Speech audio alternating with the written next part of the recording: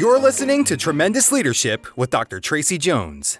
Hi, everyone. This is Tracey Jones. Welcome to the Tremendous Leadership Podcast. Our guest is Bill Prater.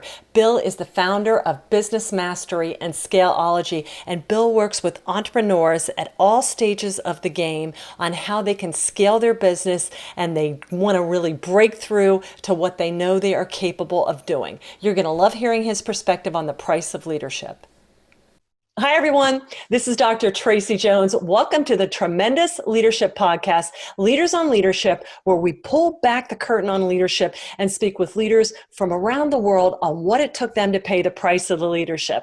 And today I'm so excited because my guest is Bill Prater, and he is the founder of Business Mastery and Scaleology. So Bill earned his reputation as America's business alchemist by helping business owners and entrepreneurs break free of inertia and accelerate into the future they dream of. That's why they're listening today, Bill. So this is going to be awesome. He loves nothing better than sharing what he has learned by working with those who are dissatisfied with the status quo and eager to transform themselves and their businesses. Bill, I am so looking forward to this. You have said the words that every entrepreneur loves to hear. The status quo has got to go. How do I break free? So thank you so much for blessing us with your presence. You are very welcome, and I am super, super pumped to be here with you, Tracey. Thanks so much. Okay, well, let's get right down into it. So, Bill, my father loved leadership, and he was very pragmatic. He's like, you're going to have to fight the fight. It's worth it, but it's a lot of times it's really tough. But he wanted leaders to be prepared for some of the inevitable, tougher stuff that were going to come their way. And I love that. It was almost like he just lets you know, don't fold. This is par for the course. And so one of his most well-known speeches was called The Price of Leadership.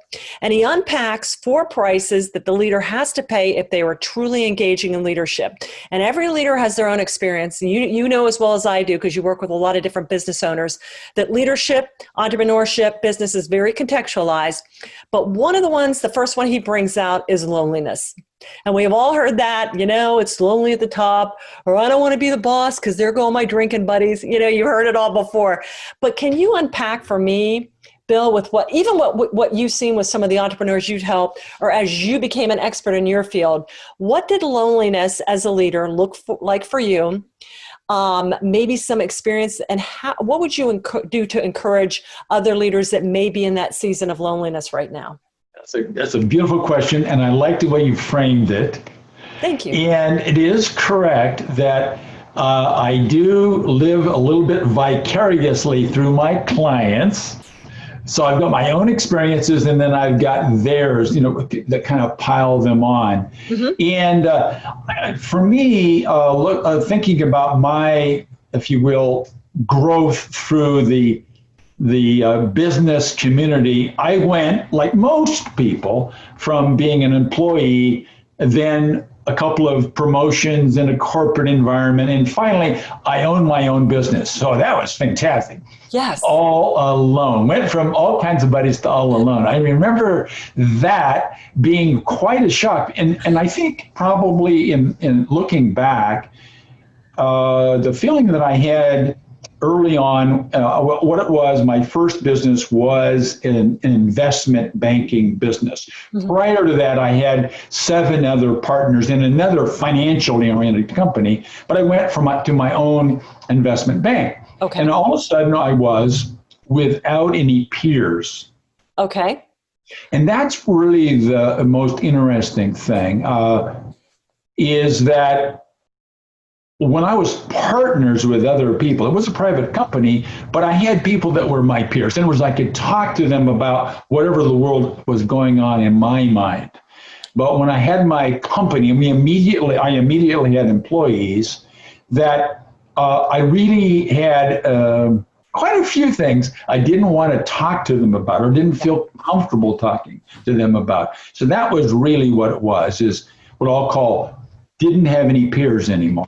Interesting. I've never heard it said like that, but that is a difficult transition. And I'm sure for most of us listening have gone from being in bureaucracies, but what bureaucracies had that where they may have fallen down in other areas was a lot of camaraderie and a lot of fun and a lot of, there was a lot of nonsense and But it was always a lot of fun. I mean, when I reflect back in the military, my war stories, or when I was in Fortune 100 companies, that's what you remember, the people.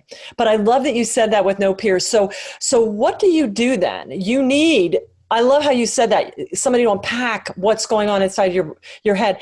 What would you recommend to solopreneurs or people that really, without a peer, you may have other people, but you hit it. You don't want to burden your employees. It's like telling your kids everything going on in your marriage. That's not the response. That's not right to do. What would you recommend for them? For them, meaning people just like myself, right? Yeah. Well, what I definitely would recommend is to take off your cape. Remember that we're not superheroes, yes, and we don't have to do it all. You think you have to. So step one, Tracy, is being able and willing, and more than that, I think, understanding that you've absolutely got to surround yourself with people that are better than you are at a variety of things. Mm-hmm.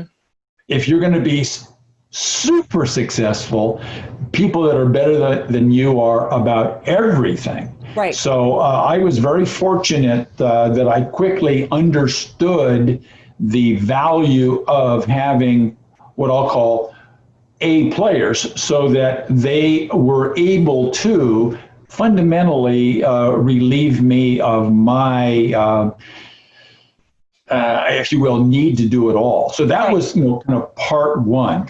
Mm-hmm. Part two is because you're not going to find them within your own organization. You need to find someplace else to find, if you will, people you can talk to, if you will, yes. Peers. So where are those peers? And they're in a variety of places, but the key is to make sure that they really are peers. Yes. Okay. Can you unpack that? Because we hear an awful lot about peer groups. Many of us listening have paid a lot of money for peer groups that have been to grow our businesses, only be in them for years, and really, and I'm not putting that on them, but I'm just saying, can you unpack them when you say make sure they are your peers? Well, so I know you're going to ask me later about visioning. Yes.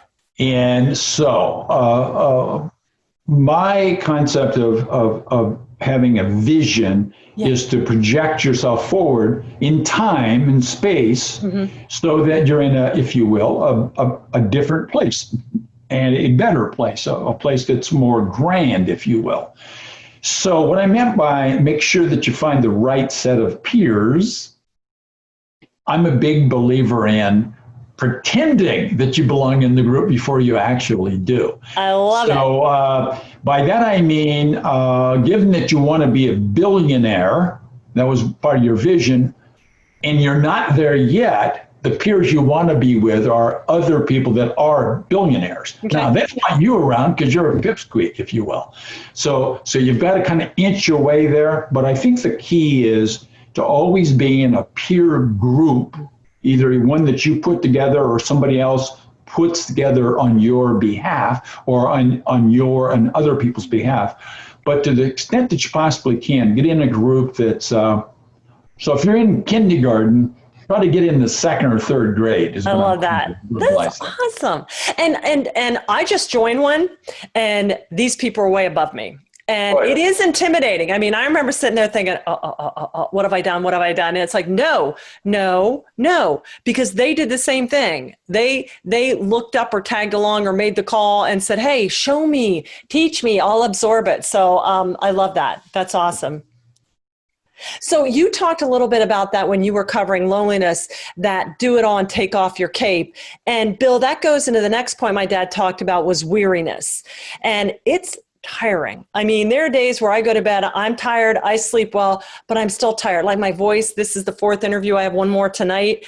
My vocal cords are tired. I know that means I'm speaking wrong, but how do you stay replenished, and how do you stay at the top of your game as a leader? Okay, that's two questions at once.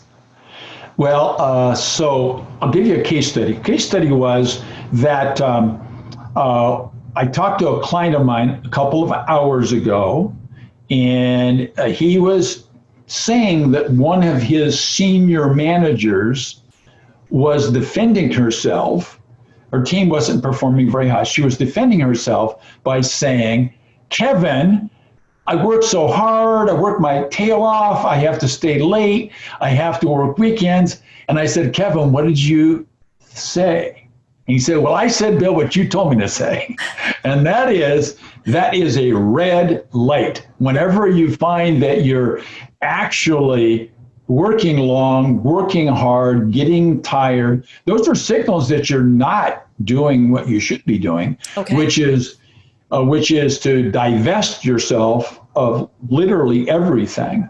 And certainly the things that you're not good at. You normally, Tracey, and you know this because I know because before we got live, you said this.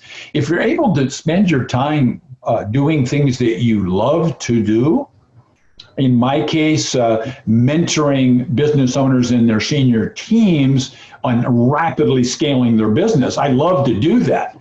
Is it hard work? Well, maybe, but it gives me energy as opposed to take it.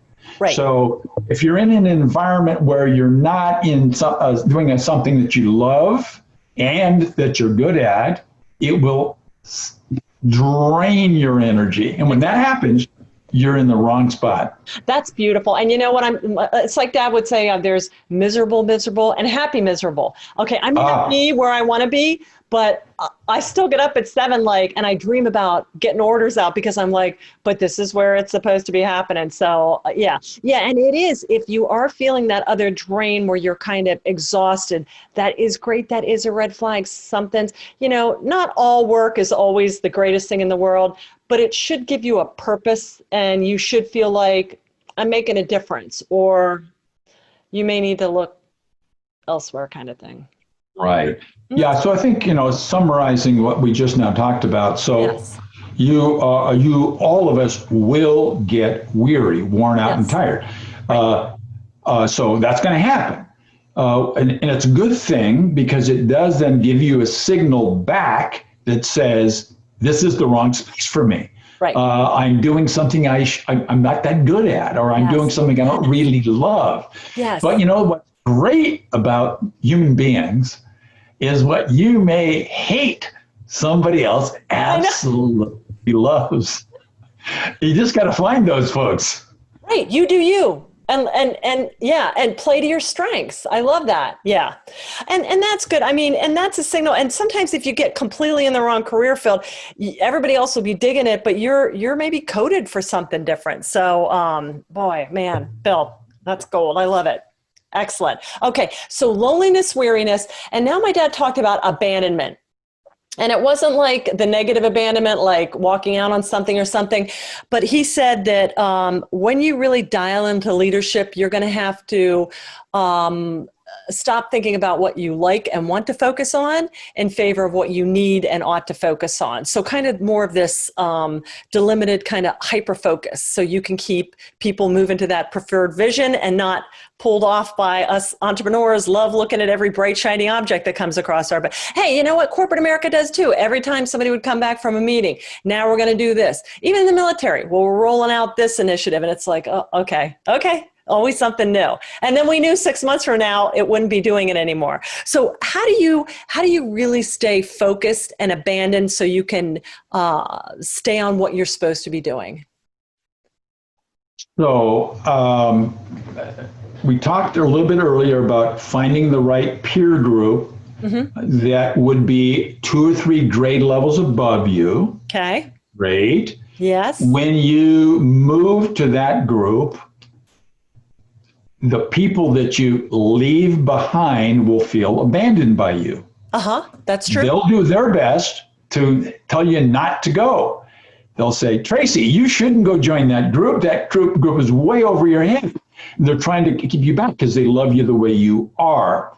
So the flip side of that is that you're going to feel as you move towards your vision that you're being abandoned by your if you will, old peer group, which could Yeah. include, and in my case did, Yeah. my family, not my children, but my siblings and so forth, because they felt that I should be the way I was. I worked for a fantastic company, and they thought that was the end all.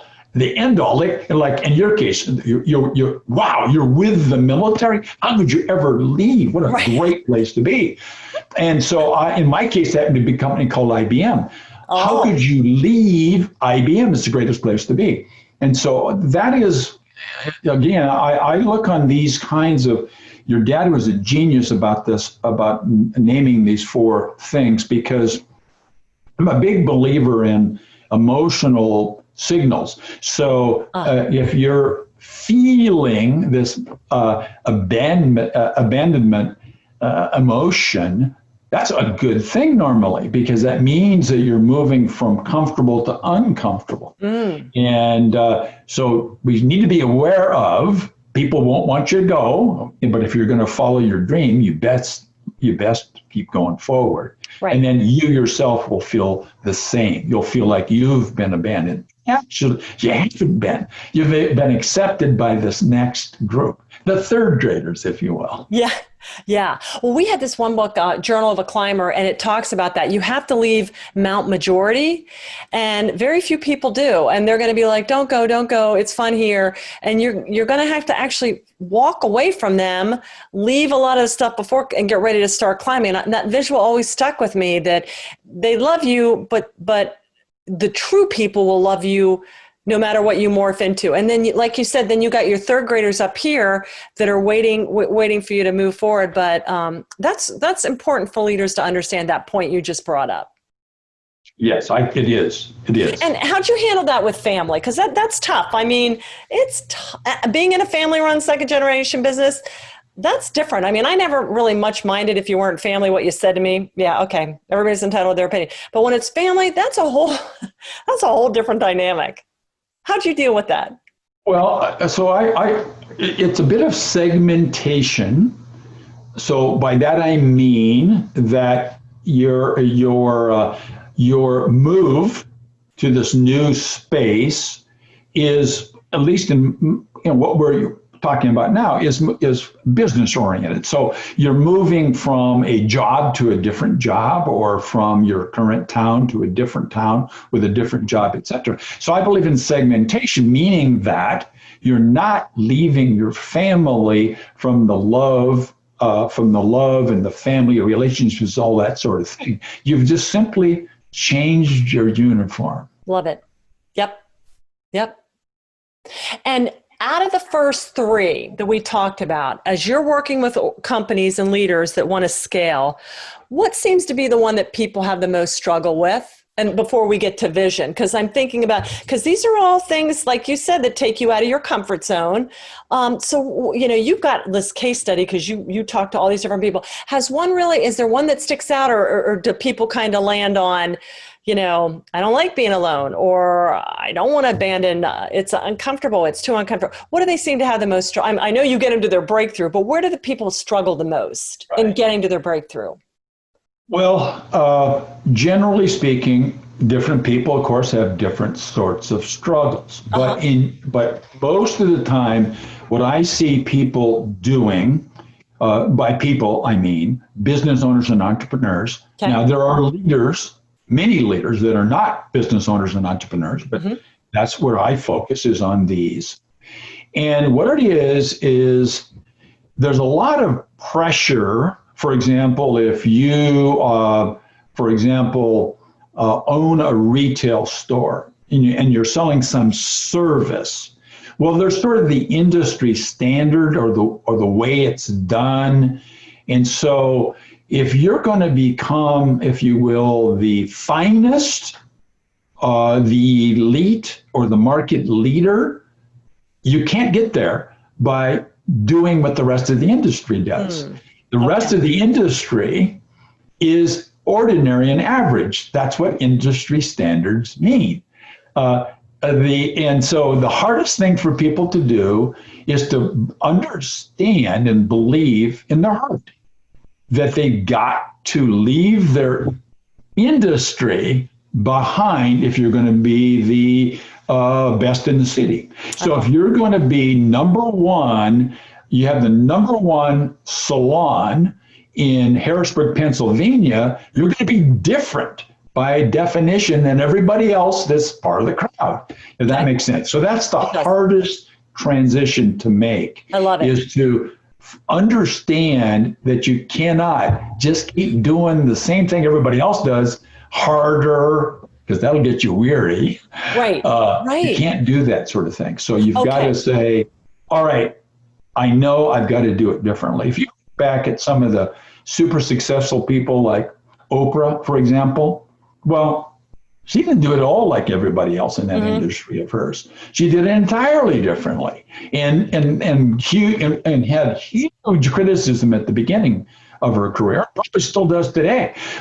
And same thing, but happened to like a Richard Branson. What a kook, right? How could he possibly believe he could be profitable in airlines? That's crazy. Nobody's profitable in airlines, but he had to do it differently, right, Tracy? So that's really it. The biggest anchor is believing in the crowd. You called it the mountain or something? Mount majority. Mount majority. Yeah, beautiful. Yeah. Wow. Okay. So then what you're saying, it goes on to the last point, which is vision. And so do you find, and I'll let you define vision in your own terms, but is that kind of what you're talking about? Do you help them really hone their vision, and then they get so tightly focused they can really see where they need to go, and the rest they don't have to deal with? Is that kind of where vision plays into it? Yes. So first off, vision could be somebody that's smoking some kind of funny weed, right? Yeah. And then they have a vision. Yeah. Right. So what we're talking about is projecting into the future. Yeah. So it's a vision like that. A lot of people, for example, the industry norm would say you need something like a vision statement. Right. A statement is a sentence. That's not a vision in the way you and I are talking about it. So a vision is a destination. And a lot of people think that they can't do that because they will look around, if you will, their circumstances. What I call it is one of the foundational principles of scaleology, the model that I have. And that is that people are taught to play with the hand they get dealt. So, I'm thinking about cards here, but think, I've been dealt this hand, and therefore I'm in this box that I have. So, for example, somebody dealt me with this pandemic crisis. Right. Well, now that we've seen corporations' earning reports come out, industry to industry, they're not all in trouble. Many are thriving enormously. Yes, they are. Yep. And so I have a client, happens to be my son. His business, he deals in the hospitality industry. So people might say, well, that industry is really hurting. But with the way my son positioned his business is he's of strategic value to his client. So they increased his contract and raised his rate so he wouldn't go someplace else, etc. All of that's part of having a vision of the future. And a lot of people say, I can't do that. Well, one is they feel constrained by their environment. They got to get that out of the way. And instead, a vision needs to be constraint-free. No constraints. Yes. Don't worry about what city you're in, how much capital you have, what your current personal skills are. Don't worry about the employees that you have. Don't worry about any of that sort of thing. Just have this dream, a vision of the future. And people say to me, well, how do you do that? And I say, well, you just have to think like a kindergartner. Because they have no restrictions, no barriers. Right. There's no lack of resources. They just dream big. So step one is to dream big. And the result of doing that will be that a lot of people think you're kooky, strange, and so forth. And so what will they do? They'll stay away. exactly what you want. You don't want people that don't believe in you Oh to my be around. gosh. You got that Yes. right. Isn't that the truth? And so the more powerful your vision is, the more likely you'll attract the people that want to play that game, and they'll reject the people. They'll self-reject. They'll stay away from you because they don't believe in it. So Yes. that's the way I believe in vision. So forget about the industry standards. Uh-huh. Instead, invent your own future. Okay. All of the super successful, have had outrageous visions. I love it. Outrageous. Yeah, absolutely. And I love how you said then you attract your. Yeah, I get pitch book and some of these VC emails and stuff and see what's going on in the financial industry.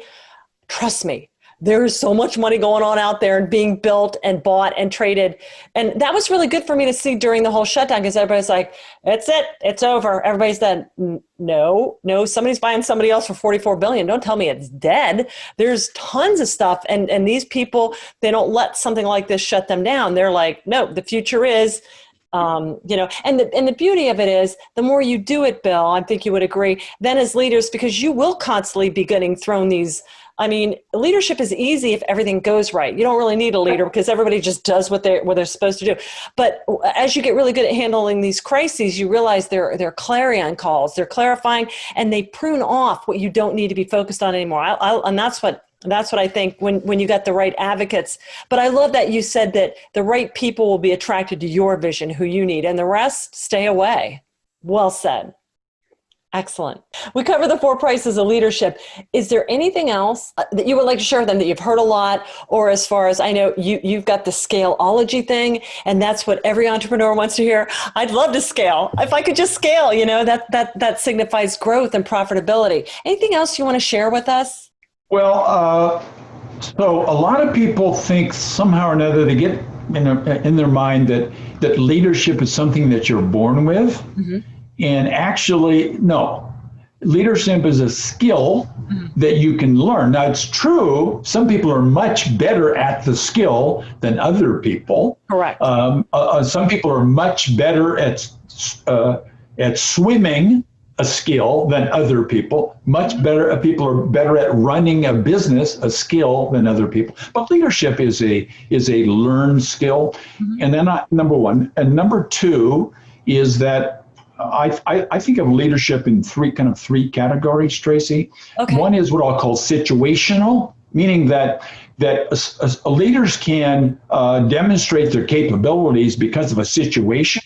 For example, I spent most of my life in Seattle. We had earthquakes. Well, an earthquake is a situation, and out of that situation emerge leaders who can figure out how to deal with that problem.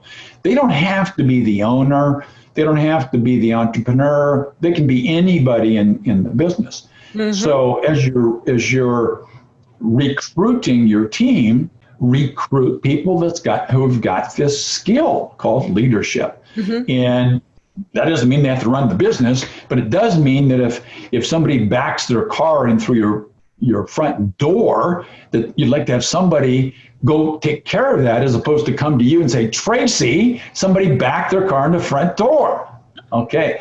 Number two is what I'll call organizational leaderships. And those are people that are put in leadership positions because of their organization. They've been, if you will, promoted to be sales manager, or promoted to be head of SEO, or promoted to figure out how to run a new sales funnel. So those are organizational leaders. They've been put in these spots, and if they've got the skill, or they can learn the skill, they'll do well. If they can't, they're going to leave room for somebody else. Mm-hmm. And then the third one is what I call elective leadership. And that is you, Tracey, and me, and most of the people that are listening to us. And those are people who have decided to own their own business, to be an entrepreneur, to buy a business and run the business, to be willing to say, hey, Mom, I'm willing to take over the family business. Those are people that have elected to get in a position where leadership is a requirement. Mm-hmm. And so I think number one, I think of leadership in those 3 buckets from a business standpoint. Now, okay. if we're going to play Little League Baseball, we need leaders too. But from our purposes today, we're talking about business leadership, 3 categories. I love it. So emergent, organizational, and elective. Love it. Love it. All right. So, Bill, where can people reach out and contact you? Well, first, we talked teeny bit about Scaleology. And so Scaleology is designed to help the kind of people you and I are talking about. And those are people that are tired of the status quo and they want to change their organization or their business from ordinary to extraordinary. And if they're there already, they want to become preeminent. And if they've got a preeminent company, they want to be the master of the market. Now, so that's what Scaleology is all about. And so the best way to get that book was, because it's not yet published, so they'll get a PDF for free by going to getbillsnewbook.com. Getbillsnewbook.com. And that'll get the Scaleology book to them, and then they'll know a lot about vision, a lot about not dealing with the hand that you get, a lot about using a system of management. And that's probably the last thing I'd like to say is that a lot of people somehow or another believe that they should run their business with a whack-a-mole technique. And if something shows up like a prospect, deal with that. Something shows up like a problem, deal with that. Something shows up like an opportunity, deal with that. No, that's a whack-a-mole system or a methodology. And instead, let's use a management system of some, just like we have a system of converting leads to prospects. Just like we have a system for invoicing. Let's have a system for managing our business. That'll reduce a lot of the need for the kinds of leadership we talked about today. Right. I love that. And I love when people give me a frame or a diagnostic, something to work off of, because it's leadership. You know, people are like, well, it's more art than science. Maybe, but it's a lot of science too. And like you said, the systems can really help people rather than just, we don't know. It's the first business I've run. Now, when does the book actually formally come out? I know we can get the PDF. Do you have a release date for that yet? Right. So it's not exactly a rough draft, but it needs some editing now. And I've got a friend, Tracey, who's literally sold nearly over 500 million books. And so I've got his editor helping me, and I'm not sure if he's helping me or hurting me. Now, so anyway, one more thing, and that is that once a month I do a live demonstration of this whole Scaleology leadership model. Once a month I do that. And if people want to go there, it's demonstration, there's nothing for sale at all. It's just simply webinarwithbill.com, and they'll be able to jump on one of those 2 live demonstrations. Okay. It happens to be the first Wednesday of every month. Wednesday. And we'll put that link down there in case people are working out or driving and don't have a place to write this down. And then, Bill, do you work primarily, if somebody wanted to work with you, do you work with senior teams, individuals, one-on-one, all of the above? If somebody's thinking, I always get this, I wonder if Bill would work with me kind of thing. Who's your idea? The answer is really all of the above. Okay. So a lot of people Tracey will look at me and they'll say, gee, some of those companies that you work with have international brands, and that's true. But they are, 1, private companies, and 2, I've worked with some of these people for a long time. But yes, it ranges from solopreneurs with under $100,000 of revenue up to people that have over $1 billion of revenue. What we're talking about here has got nothing at all to do with industries or niches. Doesn't have anything to do with size, doesn't have anything to do with any of those kinds of things. It's universally applicable. So that's what's nice about it. Once you've got these concepts internalized personally, and then your team, you're, if you will, good to go. I love hearing that, Bill, because the best truths are timeless and they work for everybody. I don't care if you were the first person on earth or you're going to be the last person on earth. There's certain timeless truths and systems that there's laws in the universe that just it's how stuff works, and I love that. So, well, thank you, Bill, so much, and just for your insights, and thank you for being a part of our interview. It's been a pleasure listening to your insights, and I really want to check out your first webinar, because Lord willing, someday I'll get big enough to scale, and so I look forward to learning from you, because I know I can learn a lot from you. Thank you, Tracey. I've enjoyed being here with you today. Thanks, Bill. And to our tremendous team out there, thanks so much. If you like what you heard, be sure and hit the subscribe button. Also, do us the honor of a rating and leave us a comment. We answer all our comments that you see wherever you're on Anchor, Spotify, Stitcher, YouTube, iTunes, wherever. And please check out the links below where you can find out, get in touch with Bill, get in touch with this webinar, and find more about how you can scale your business. Thanks again, everybody, for tuning in. Have a tremendous rest of the week. Thank you for listening to Tremendous Leadership with Dr. Tracey Jones. Find out more about Dr. Jones at www.tremendousleadership.com. If you've been ignited by something you heard in this episode, let us know by leaving a review for Tremendous Leadership wherever you listen to podcasts, or by sending us a message through www.tremendousleadership.com.